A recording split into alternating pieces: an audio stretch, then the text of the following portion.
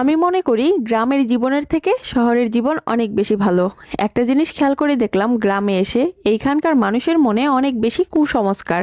এরা নিজেদের জীবনের চাইতে অন্যের জীবনে কি ঘটনা ঘটতে চলছে সেটা নিয়ে অনেক বেশি মাথা ঘামায়। গ্রাম হয়তোবা আপনাকে খুব সুন্দর একটা পরিবেশ উপহার দিবে, কিন্তু আপনাকে কখনো মানসিক শান্তিটা দিবে না। এইখানকার মহিলারা পরনিন্দা নিয়ে অনেক বেশি ব্যস্ত থাকে, পুরুষরা জায়গা জমি বিচার সালিশ এইসব নিয়ে ব্যস্ত থাকে। কার হাড়িতে কি রান্না হচ্ছে এগুলোও তারা খেয়াল করতে ভুলে যায় না। আপনি কত টাকা ইনকাম করছেন অথবা আপনার স্বামী কত টাকা ইনকাম করছে, আপনাদের সংসারে কি নিয়ে ঝামেলা চলছে, এইগুলা নিয়ে আপনার থেকে অন্যদের মাথা ব্যথা থাকবে। একটা জিনিস খেয়াল করলে দেখবেন যারা ঢাকা শহরে থাকে তারা কিন্তু কে কত টাকা ইনকাম করছে, কার স্বামী কি করছে, এত কিছু নিয়ে কেউ মাথা ঘামায় না। কারণ শহরের মানুষের এতটাও সময় নেই যে অন্যকে নিয়ে ভাববে। কোথায় যেন একটা পড়েছিলাম, সামর্থ্য থাকলে কখনোই গ্রামে থাকা উচিত না। গ্রামে 100 বিঘা জমির মালিক হওয়ার চেয়ে শহরে বাসায় ভাড়া থাকা অনেক ভালো, অনেক সম্মানের আর অনেক আরামদায়ক। এখানে বেশিরভাগ মানুষ এতটাই টক্সিক যে তারা তাদের ব্যক্তিগত জীবনের থেকে আপনার জীবন নিয়ে অনেক বেশি চিন্তিত।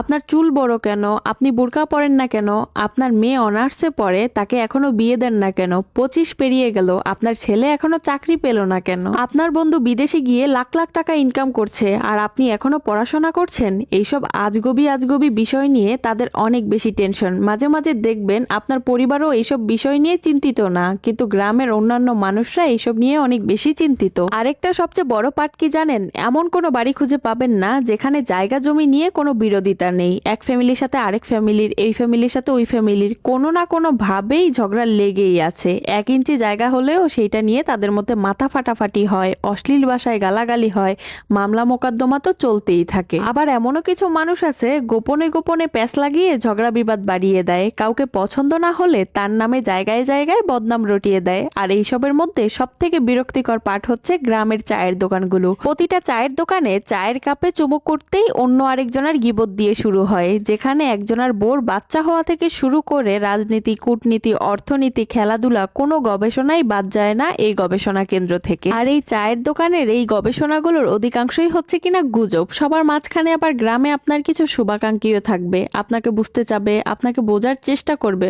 আর এই শুভাকাঙ্ক্ষী মানুষগুলো তারা অন্যের ব্যক্তিগত জীবন নিয়ে কখনোই অত বেশি মাথা ঘামাবে না।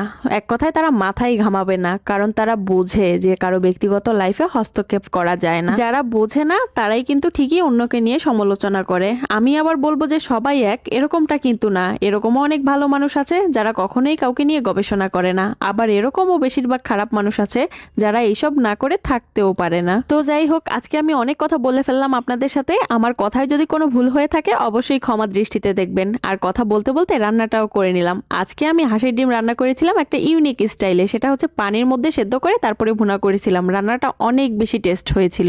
আপনারা কিন্তু আমার এই রেসিপিটা দেখে বাসায় অবশ্যই ট্রাই করবেন। আর আমাকে কিন্তু কমেন্টে জানাইতে ভুলবেন না আমার এই ডিমের রেসিপিটা কেমন লাগলো। এই শীতের মধ্যে এই গরম গরম ভাতের সাথে যদি ওইরকম করে হাঁসের ডিম ভুনা থাকে তাহলে তো কোনো কথাই নাই, পুরাই জমে ক্ষীর হয়ে যাবে। বাসায় রেসিপিটা ট্রাই করতে কিন্তু ভুলবেন না। আল্লাহ হাফেজ।